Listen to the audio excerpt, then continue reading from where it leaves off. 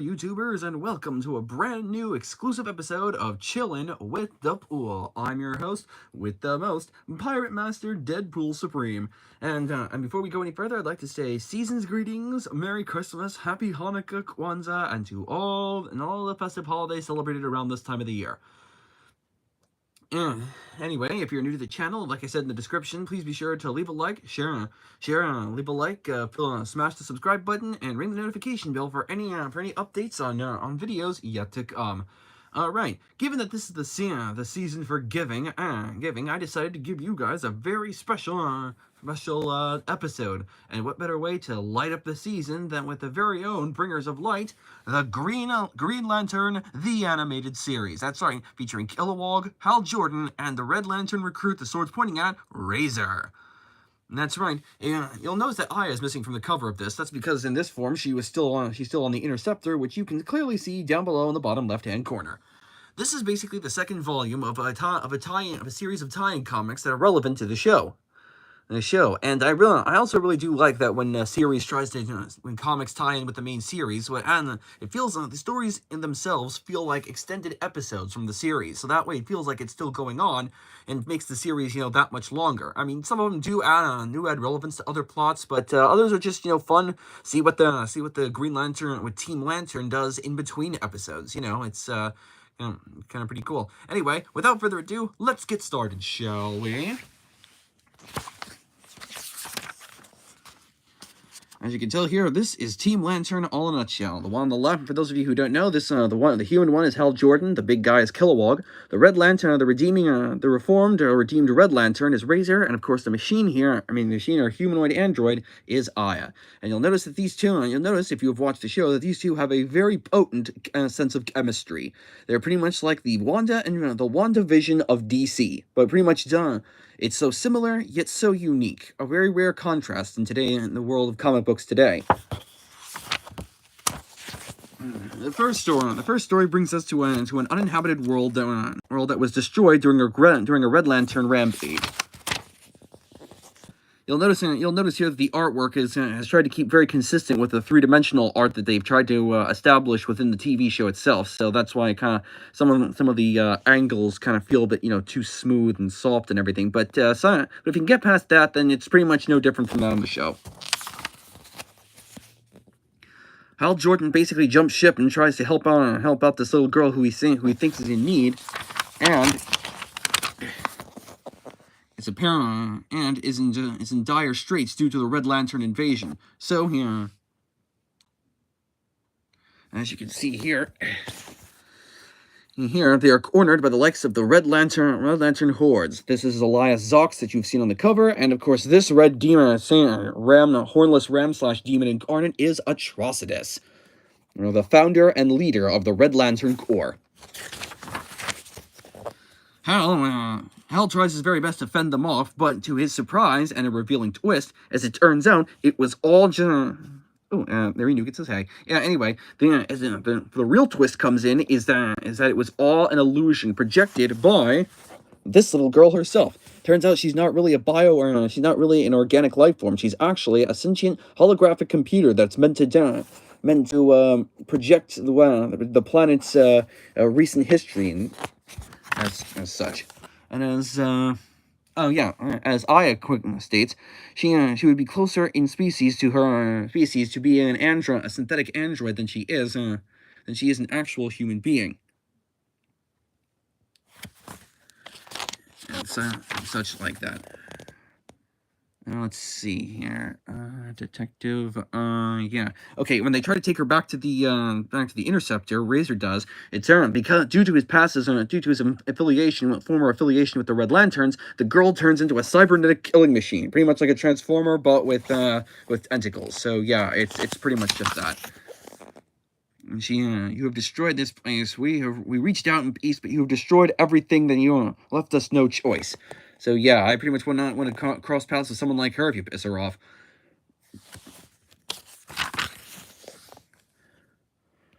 From what Razor says this girl is actually a touchstone native to the last survivor of the Red Lantern attack. Knowing that they were going to perish, the entire populace poured all their essences, collective thoughts, knowledge, and consciousness into her. She was created to preserve any part of their civilization that could serve as a warning and beacon to others of what happens if you mess with the Red Lantern Corps, or what happens if the Red Lantern Corps inadvertently crosses your path.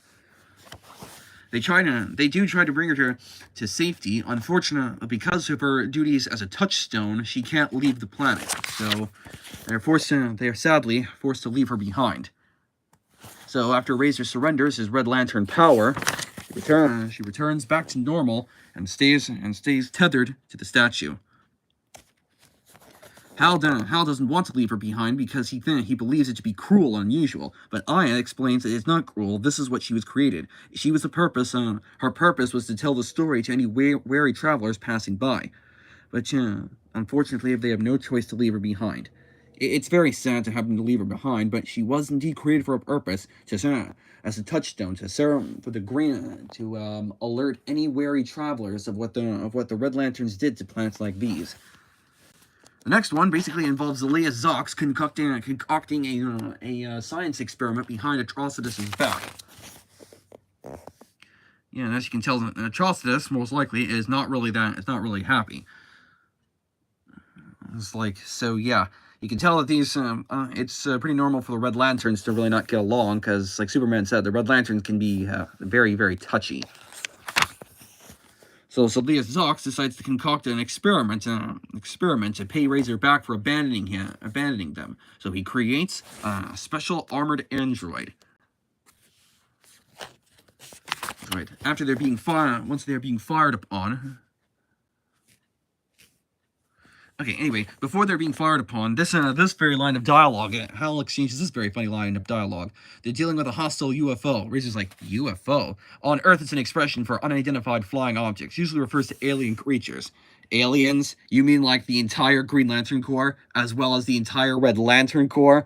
And just about everything you encounter outside your homeworld. Yes, and yes, before you say anything, it does have racial implications, but they were kind of being, it's more a kid-friendly allegory, and plus, and besides, anything outside of Earth is considered alien. But and according to your definition, to me, you're the alien. So by technicality, yes, Hal would be an alien to someone like Razor and Kilowog. But yeah, it's funny because they actually Hal's expressions in the guys not being able to understand it is just what makes the series just so much more enduring. And this is the notorious Goldface, a creation of Zelia Zox trying to pay Razor back for all of his problems, and pay Razor back for betraying them and everything. So the Goldface jerk was affected by Red Lantern power, and as a result, the Team Lantern try their best to combat and outwit the beast.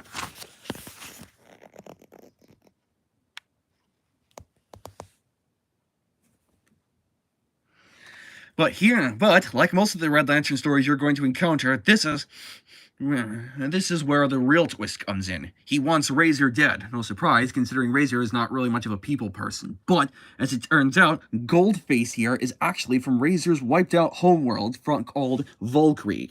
Fun fact, Volkrieg is actually named after the creators of the show, Giancarlo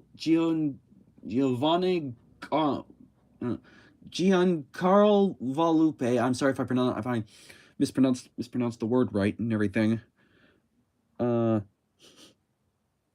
In just a sec, I'll be right back after these important messages.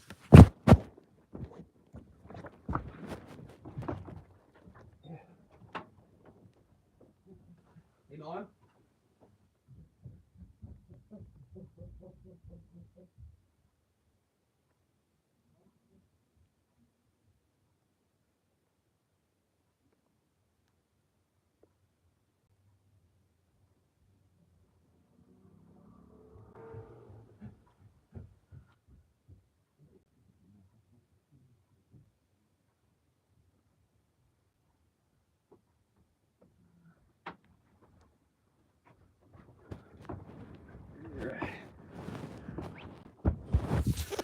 Okay, and now back to our regularly scheduled program.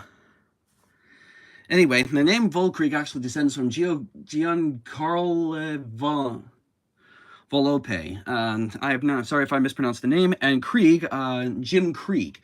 Those two are the creators of the show, and along with Bruce Timm, and the reason, and Razor himself. He's actually an OC created specifically for the show.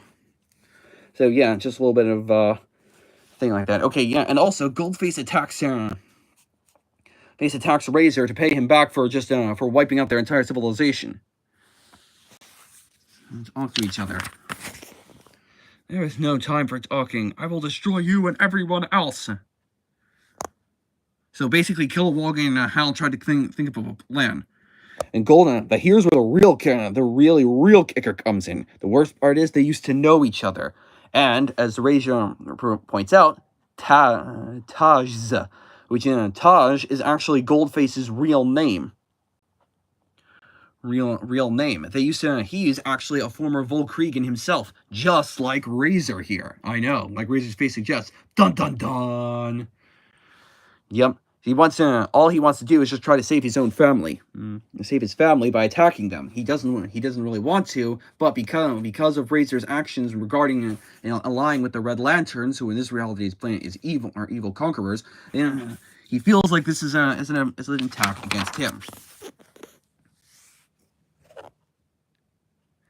Razor then pours his heart out to his old friend Tajaj, telling them, recanting his events about how he was angry, full of rage. And it turns out Atrocitus was Atrocitus, and the Red Lanterns were simply playing around.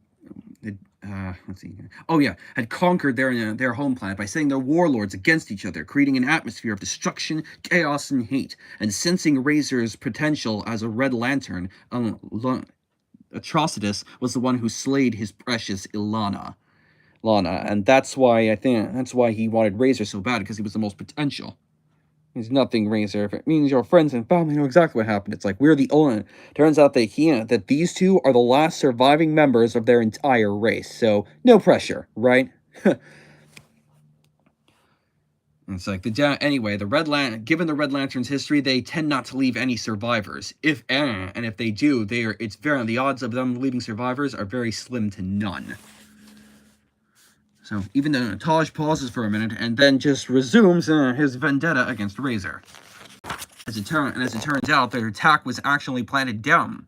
Their conversation had planted a seed of doubt within Goldface's internal programming, and it was fitted with a temporal vortex device. It's supposed to go off if he changes his mind or doubt. So apparently, Zox had fitted him with a black hole generator, and if he should doubt or relinquish his mission, then he's pretty much. Then he basically he gets internally sucked into a black hole, as seen right here. So yeah, they try a wormhole. So apparently, Kilowog says that he opened a wormhole. He could be anywhere in one of 1,000 universes. You won't see him for a while. Razor is just pretty much kind of downcast, given that he and Taj are the only last surviving members of the Volkrigan race. It really adds a layer of world building to all this, their world, and despite being a limited series, this universe never stopped growing. He says, I only wish I could save him, but he needs to find his own path, in more ways than one.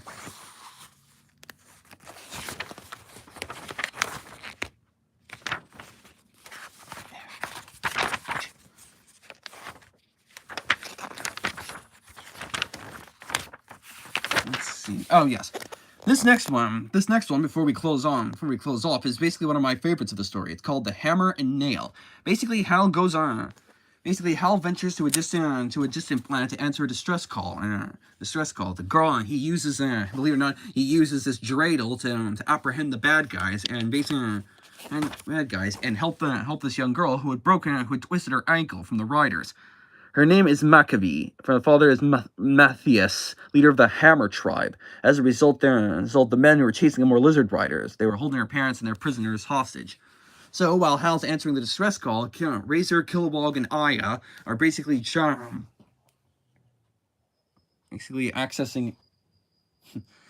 a wormhole and now basically are stuck without power on their ship for 8 long, grueling days. This is where they live for their fortress and the like. It was so hard because the strongest among who lost the will to fight, and without that, yeah, any battle is lost. As it turns out, this is Maccabee's little brother Judah, and you can tell. Okay, I just gotta get this out in the open. This whole story right here is basically just one big allegory for the holiday of Chanukah, which actually is what Hal Jordan celebrates most predominantly because he's Jewish. Yeah. And the fact that Bruce Timm and the rest of the creators were able to actually showcase this story, that this actually made me understand Chanukah as a concept as well as a story that's easy enough to understand. It doesn't talk down to the readers, and it basically just massages the religious message into the story. That's what all stories in fact should be, at least in my opinion. The more, like the great George Carlin once said, the morals of these stories should never be jammed down the kids' throats. They should just be gently massaged into the story, so that way we learn it as well alongside the characters.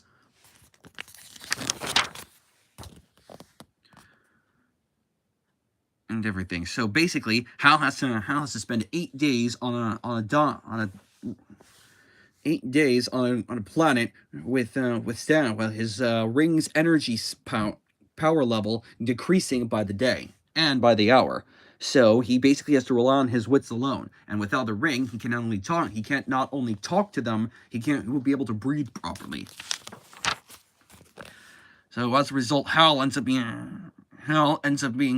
donning a blue and white version of his Green Lantern robes. Lantern threads, and apparently looks like he's one of them. He even got the little mask thing right. I know the whole domino mask thing is a bit outdated, but if Hal's trying to be ironic, I think it's just helps to pull the outfit together. I think, or at least it just works, well with him. And if you've noticed, this very page is what I've seen on the Tumblr Green Lantern Tumblr blogs countless times. It's according to Aya, the Chanukah story includes a lamp somehow staying lit for 8 days on 1 day's worth of fuel. It supposedly defies logic, but then again, religion is not really known for logic and for sadly reason. So that's just more relies on blind faith, if anything. But hey, if people find peace and solace within it, then hey, who am I to judge? Am I right? Hal Jordan then basically just uses these wings, the wings that were made by the Hammer and the Hammer tribe to stage an escape plan. They launch a full-out assault onto the fortress. Oh wait, I gotta read you this next part. He says, according to this, there's an expression on his planet. If all you have is a hammer, all your problems start to look like nails. It means you try to solve your problems using the tools you've already used, even if they're not the best ones for the job. So this is why he uses his power ring on such a short amount of his Green Lantern ring on such a short amount of power.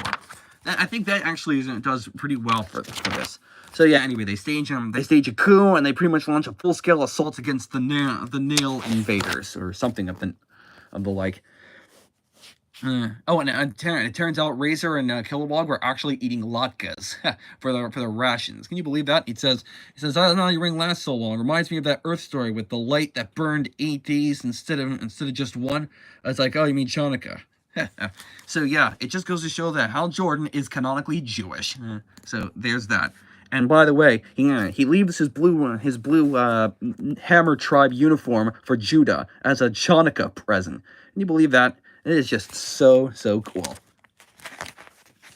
All right, since we're running low on time, I'll just skip ahead through this next story. This next story basically involves them fighting around what appears to be Mirowenden, which is basically kind of like the equivalent of Mr. Mxyzptlk from the Superman comics. So if you just imagine Hal Jordan and his team actually fighting someone from the 8th or 4th dimension, whichever dimension Mr. Mxyzptlk is from. His species have powers beyond most mortal comprehensions, and like Mr. Mxyzptlk himself, he has a pathological desire to create chaos and mischief. Hell, he even was able to turn Razor from Volkregan to a dragon form, like this. And that's how powerful he is. Yeah, his magic is able to redirect the Green Lantern power's energy. Yeah, and look at this. He says a Norwal. Huh. And created a Norwal. It says Aquaman would be so proud. So it just kind of shows that that Green Lantern the animated series, Hal Jordan knows Aquaman. It's a shame we didn't get to see more of the Justice League members in their series. But then again, it is called Green Lantern the animated series and not Justice League 2. So basically, he uses a Norwal to encounter Mxyzptlk or Myrodin and help Razor escape. The two fight it off, and then basically,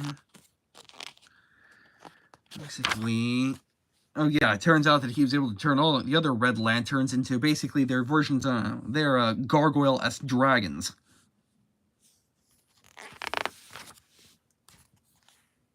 And stuff. So it's basically they basically try to fight off Mirrodin and the Dragon Invasion Green Lanterns. Oh yeah, and basically she also name drops apparently Abin Sur was the one who imprisoned Mirrodin within this portal realm, just like how he formed the Purple Compassionate Lantern Corps during his time. Abin Sur was pretty much, seemed to me that Abin Sur was very productive in his time.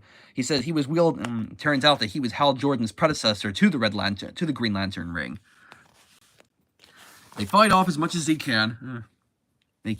But in a move so reminiscent to that of Ghostbusters, they cross the Lantern streams and are able to disevaporate or just disintegrate. Well, not completely disintegrate, but imprison Myrodin within their Red Lantern rings. And Aya says, he is confined separately to each of your rings. He says, that makes it better. Note to self, never cross the beams, ever. So this is they take a reference straight from Ghostbusters. All right. I think the last story before we close out for now is basically just involving the story of how these guys come across an alien ship. This little boy who claimed to be a survivor from a Red Lantern assault on his planet. He was scared that Razor was still one of the Red Lanterns, which is still understandable, and as a result, Razor decides to excuse himself from the room, feeling as though he would be uncomfortable to ask where he was from. As the kid, let's see what the kid, what's his name? What's his name? His name is Montori. The kid ends up recanting the story of how the Red Lanterns came to his home world and tried to assault him using nothing but the Planet Killers, the things that destroyed one of the colonies when Kilowog and Razor first met. As a result, his parents kind of pulled a Superman on him by sending him away in a spaceship. The only difference is he's not actually a baby; he's a full-grown, conscious little boy. Unfortunate Razor, eavesdropped from the other room and feels terrible that he was the one feels ultimately responsible for what the Red Lanterns did to his world. He's not wrong. And everything. When Hal powers up, he notices that Montori is taking a real shine to his Green Lantern power ring and oath and stuff. Train and everything. Okay, so we're just basically going to skip ahead to it. And as it turns out, another real twist that comes from this is basically where Montori had faked the whole thing. As it turns out, he was just trying to escape from his parents who were arguing. They were scientists, but they'd been having money trouble. They'd been fighting about how to pay for his books, clothes, and apparently for him it got so bad that he felt that the only decision was to run away. Hal, being the rational and calm and reasonable adult, tells him that running away is never the answer. So Aya brings the boy's parents aboard the ship, and they confront him, but gently. His parents were able to download all the data, and fortunate they found that they were able to find his shuttle. His father said, based on that encounter, we'd be able to assist our family even more. Glad to help if any way we can. If you guys don't moving a ship following us on autopilot. As it turns out, thanks to their research, they were able to try to metamorphosize the energy-sucking data stream creatures into actual winged creatures. Well, but it says that, Hal Jordan, has been our overall theory. The Achiel would become those winged things if they ate enough energy, and thanks to them and the Red Lantern and their power rings, they were able to help the creatures metamorphosize into the next stage of their lives. The wing, yes, and as now the wings enable them to absorb pure solar energy, so they don't need to feed on passing ships or impatient lanterns. He hints towards Razor. This is a few times we've actually seen Razor smile. He's like, bah, I had the situation completely under control. Isn't that right, Montori? Yeah, you can always count on Razor. Always a prideful, semi-arrogant little bastard with a great sense of humor. His parents are still ashamed of him for running away. But he's like, we weren't.